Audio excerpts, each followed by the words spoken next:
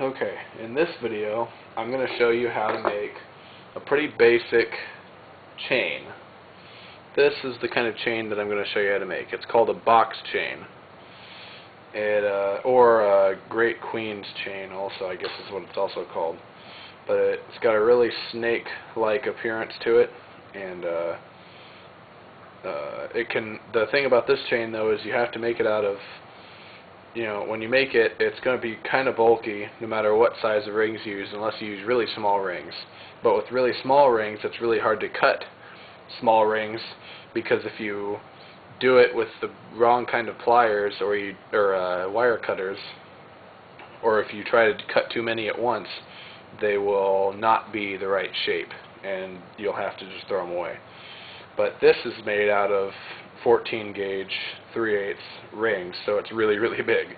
So you wouldn't really use this for anything except for maybe a really bulky keychain. But anyways, that's what we're going to be making. So the way you start this is pretty easy. You take an open ring like this, and you put two closed rings onto it, and then you close it like that. And then you double it up. You put another ring through those two, and you close it. So it's just like this. You have two rings through two rings, like that. Now, what I usually do to help me keep track of the direction I'm working from is I put an extra ring on the end, just so I know where the end of the chain is. Now, taking these two rings, you fold them back like that and push them forward. And then, actually, let's make this a little easier. Let's put another ring on the end. There we go. Okay. So you fold these two rings on the end, back, and then you fold these rings behind them, open. You take an open ring, and you run them through these two rings right here.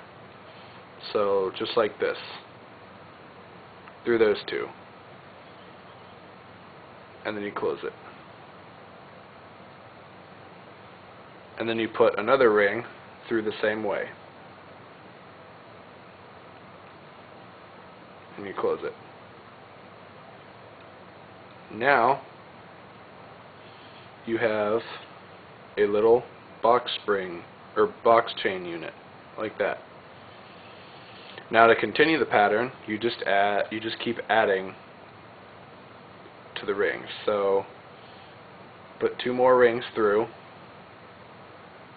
those last two rings, and now you have four rings, just like you started off with, to do it again. So you take the chain, you fold these two back just like before, fold these two open, and put an open ring through it, and then you close it, and then you put another one through. And in case you're wondering, these are smaller pliers. I think these are called chain nose pliers, and the reason I'm using those is because, well, let me show you this. Now you have a little length of box chain, and if you keep doing this over and over and over again, you'll wind up with this chain that I showed you in the beginning of the video, just like this. And these pliers are really small pliers. I'm sure you can probably get them with bigger handles, but these are the ones that I got from Home Depot, and they're just, I think they're called chain nose pliers because they taper at the end.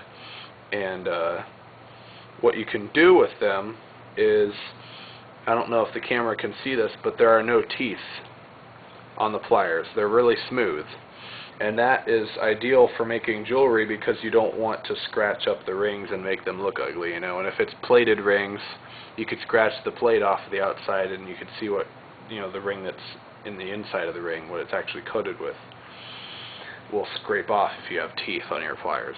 So you could buy normal pliers and then maybe file the teeth out, but that would take a while, and you'd have to also grind down other parts of the pliers so that they'll close all the way. But these pliers work pretty well, and the good thing about these is that they're springy. They spring open, unlike these ones that I use. You really want a pair of pliers that open themselves up, but otherwise I use my pinky to pull these open. But otherwise, it's a good idea to get pliers that have a springiness to them so they open themselves up, because that's half of the work right there. Anyway, that's pretty much how you make box chain.